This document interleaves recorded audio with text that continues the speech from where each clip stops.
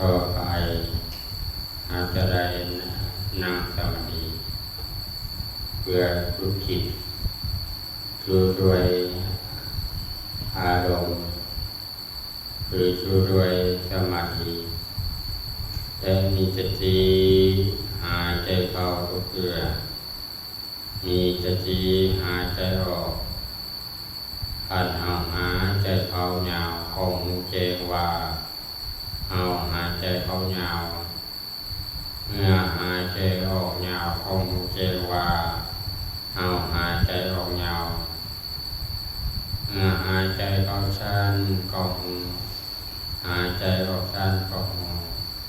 ท่วมเทียบในการนั่งสมาธิของเราเงื่อนเอาจับนกจับมือด้วยนก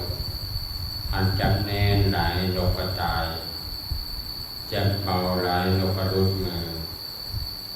จับพอดีก็คือการปฏิบัติของเราปฏิบัติพอดีพองามโบเข่งเกินไปโบยานเกินไปก็พอดีใจการนั่งหลับตาเบาๆบังคับมันจะลมสั้นก็ปล่อยมันไปตามธรรมชาติโรคแก่ว่าเรากำหนดว่าเราหายใจอยู่ก่อนว่าหายใจออกสั้นออกมือทุกเพื่อนะเอาพยายามเบิกคิดเบิกใจในการเจริญพุทธเจ้าว่าผู้ใดเจริญอานาปานสตินี้จะได้อานิสงส์หลายจะได้ฝึกให้มากฝึกให้ละลายเนาะจะได้อานิสงส์หนึ่งขั้นบริเป็นโสดาบันจะได้เป็นเวลาใกล้ตายขั้นบริเป็นใกล้ตายก็จะได้เป็นขั้นจะได้เป็นเทวดา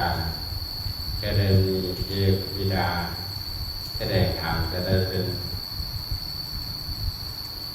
จะสติและนึกษาแต่จะบรรลุธรรมได้ไวบางครั้งเราจะนั่งสมาธิจิตใจของเราก็ได้ดูกับเนื้อกับตัวกันได้บางครั้งมันคิดหลายปัญญาบ่มันคิดกันเนี่ยขณะเราตั้งจิตตั้งใจไว้พระคือโมภาวนานั่งสมาธิเดี๋ยวพยายามฝึกดูกับลมหายใจมันเกิดเงินบังคับมันหลายเนาะแปลว่าบังคับมันผู้ประมาเงินหาเงินที่น้อยมาเงินที่น้อยมาเฝ้าเงินที่น้อยมาดูเงินมาแล้วมันก็ไปดินมามันก็ไปดินมันบอกไปอยู่กับเงินนำเอาจับเรือคิดก็เอาคือกันเอามันมามันก็ไปคือเก่ามันมามันก็ไปคือเก่าอันคิดมันจะสงบได้ก็คือพระอรหันต์เนาะมันก็ได้คิดอย่างเลยพระอรหันต์ก็ได้คิดอย่างเลยมันจะเจรณาธรรมมันจะสร้างคุณประโยชน์ในการแสดงคุณเท่านั้นเพิ่มก็ได้คิดว่าคิดแนวดีนะคิดอกุศลเลยเป็นคิดแต่การจะทำภารกิจแสวงหาบุญเท่านั้นแต่เรายังเป็นบุรุษส่วนหนึ่งมีความคิดหลายยังบ่สามารถบรรลุธรรมได้เชื่อ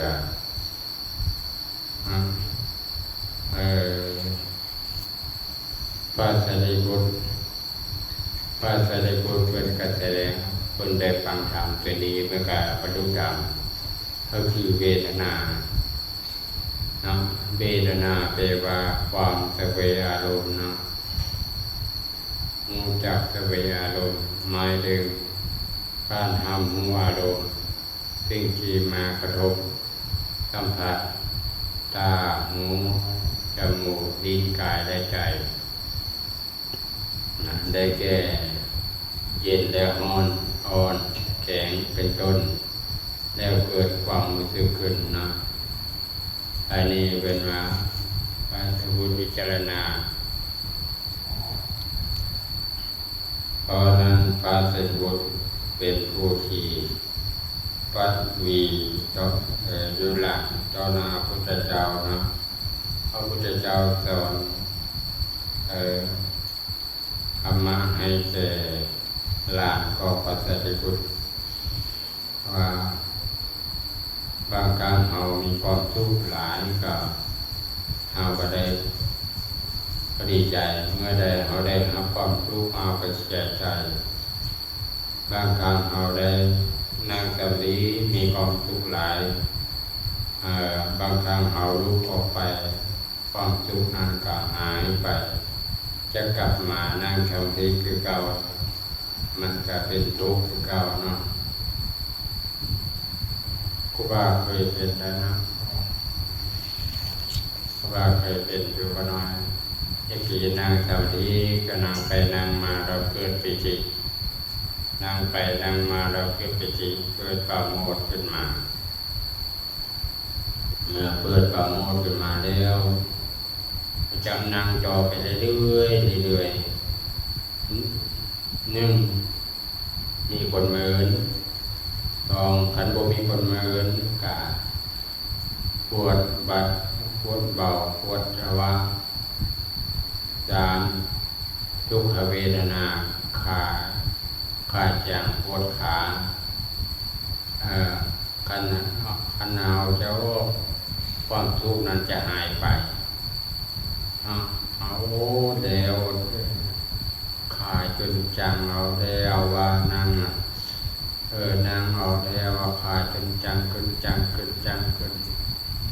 ทรมานขึ้นทรมานขึ้นบางครั้งทรมานแล้วทรมานที่หัวยาวออกความทุกข์มันกำลังเพิ่มขึ้นเอาไปเอามาก็ย่อมแพ้มันพอมันปวดเวทนาหลายปวดเปลี่ยนข้างนั่งเปลี่ยนขาข้างเปลี่ยนท่านั่งความทุกข์หายไปว่าแค่มานั่งคือเก่ามีความทุกข์นั้นมันโบเป็นแล้วเนาะ